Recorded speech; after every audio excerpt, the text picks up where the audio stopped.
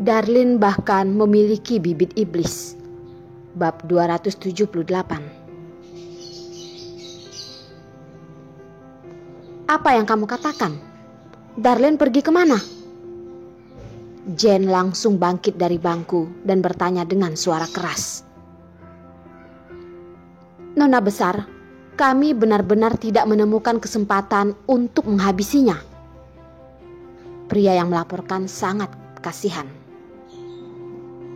Jane mengangkat tangannya, menyuruhnya untuk menutup mulut dulu, mengerutkan dahi, berpikir sejenak lalu bertanya. Kamu bilang kalian mengikutinya sampai di mana? Bandara. Di sampingnya juga ada seorang pria dan seorang anak kecil.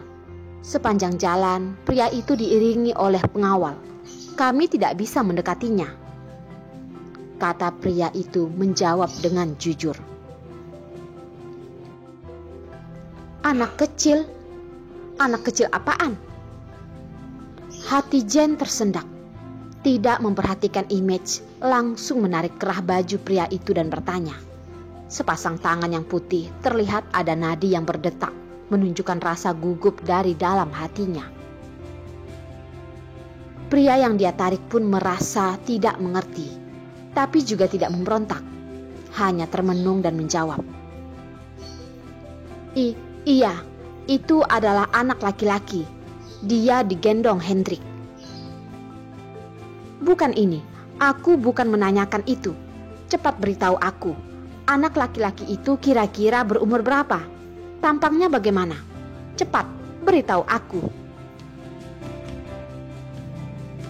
Mengatakan sampai terakhir, suara Jane sudah sedikit pecah. Matanya terbuka lebar. Terlihat seperti wanita di film horor. Mengejutkan pria itu sampai mulai tersendak-sendak. Ia seorang anak kecil. Anak kira-kira tidak sampai 5 tahun. Untuk lebih detailnya, aku juga tidak tahu. Jaraknya terlalu jauh. Kami tidak bisa melihat anak itu dengan jelas.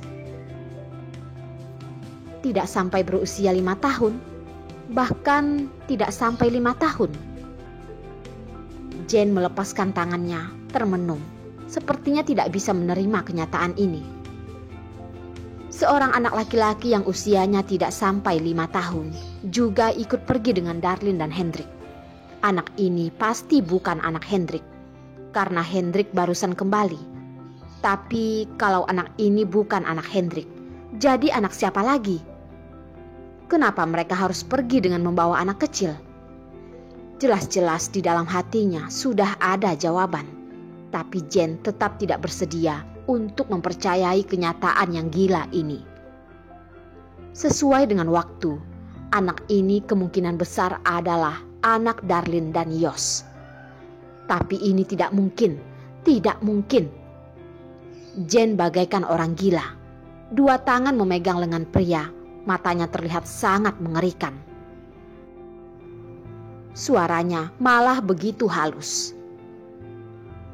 Beritahu aku, anak itu memanggil Hendrik apa? Apakah memanggilnya ayah dan memanggil Darlin si keji itu ibu? Dia melihat pria itu termenung. Dia menggunakan seluruh kekuatannya untuk menggoyangnya. Suaranya dalam seketika menjadi jeritan. Cepat! Beritahu aku, benar tidak? Apakah ada kemungkinan kalau anak itu sebenarnya adalah anak yang dulu Hendrik dan Darlin lahirkan? Sekarang mereka berdua sudah kembali bersama. Jadi ingin membawa anak mereka melarikan diri. Benar, pasti begitu.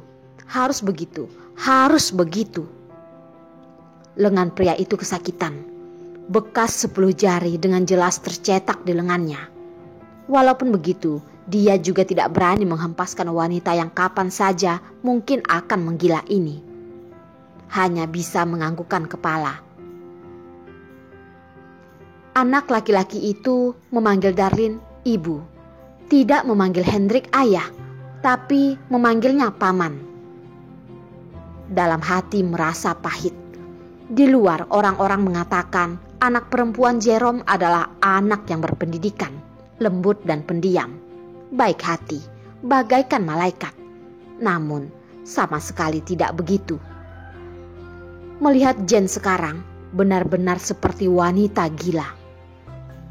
Harapan di dalam hati Jane juga menghilang seiring dengan jawaban pria itu.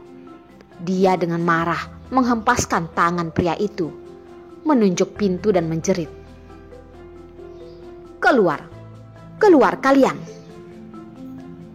Baik Nona Jane." Pria itu bisa dikatakan pergi dengan ketakutan. Jane bagaikan orang sakit jiwa, terus menarik rambutnya, berjalan bolak-balik di dalam rumah. Wajahnya terlihat begitu mengerikan. Darlin si keji itu bahkan berani diam-diam melahirkan bibit iblis itu. Aku tidak akan membiarkannya begitu saja. Aku pasti tidak akan membiarkannya begitu saja. Aku akan membunuh kalian!" jerit Jane. Jane mengambil satu barang dan langsung melemparnya ke dinding. Rumah yang sudah dibiarkan 2 hari kembali berantakan. Setelah dia melampiaskan, akal sehat perlahan kembali. Kedua tangan berada di dalam rambutnya, matanya terlihat mengerikan. Dia tidak akan membiarkan Darlin si keji itu menghancurkannya. Walaupun bibit iblis itu adalah anak Yos, dia juga bisa membuat ibu dan anak itu menghilang dari dunia ini. Sekarang, hal yang paling penting adalah tidak boleh membiarkan Yos mengetahui keberadaan bibit iblis itu. Kalau tidak, sesuai dengan sifat Yos, dia pasti tidak akan diam saja. Sampai saat itu, dengan adanya seorang anak sebagai penghalang, apa yang harus dia lakukan? Memikirkan sampai di sini, punggungnya sudah keringatan. Hatinya merasakan ketakutan yang tidak pernah dia rasakan. Tidak, dia tidak boleh kehilangan Yos. Hubungannya dengan Yos awalnya sudah sangat bahaya. Ditambah dengan munculnya bibit iblis milik Darlin. Kalau begitu, kemungkinan di antara mereka akan menjadi semakin kecil. Memikirkan ini, tatapan Jane terlihat sangat mengerikan. Dia harus menghabisi bibit iblis itu sebelum Yos mengetahuinya. Bukankah hanya seorang anak? Kalau Yos suka, dia bisa melahirkannya. Melahirkan berapa banyak juga tidak masalah baginya. Jane sudah memiliki ide, jadi tidak begitu kacau lagi. Dari awal yang marah dan tidak bisa menerima, hingga perlahan menjadi lebih tenang. Jane hanya menggunakan waktu 1 jam. Dia dengan segera sudah memiliki ide dan tidak peduli dengan begitu banyak kaca yang berserakan di lantai. Dia langsung berjalan ke tengah, mengambil ponsel dan menelpon seseorang. Seseorang itu yang bisa menyelesaikan masalahnya ini. Setelah ponsel berbunyi beberapa detik, barusan diangkat. "Jane, kenapa kamu teringat untuk mencariku?" Walaupun Jane dari awal sudah mempersiapkan diri, tapi saat mendengar suara pria itu, hatinya tetap gemetaran. Dia menenangkan diri, berusaha untuk membuat suaranya tidak terdengar begitu ketakutan. "Zoro, bantu aku membunuh 1 orang. Tidak, 2 orang.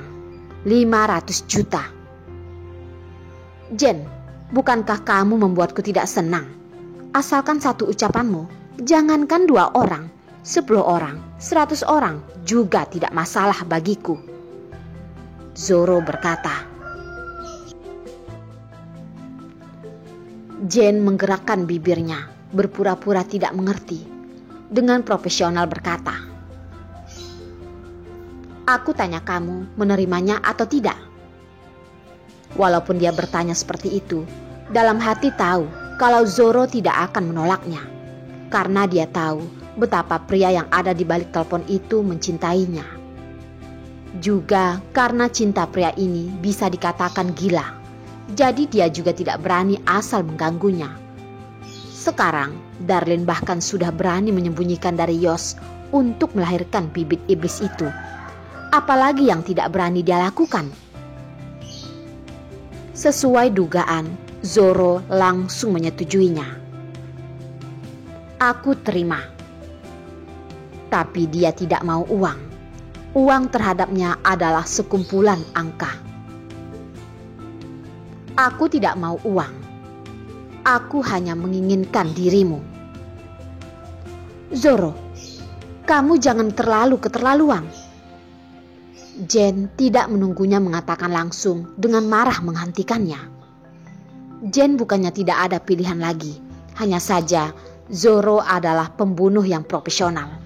Asalkan memberikannya uang yang sepadan, orang itu tidak akan hidup melebihi waktu yang ditentukan. Inilah alasan kenapa dia bersedia membahayakan diri. Jen mengenal Zoro juga sangat kebetulan.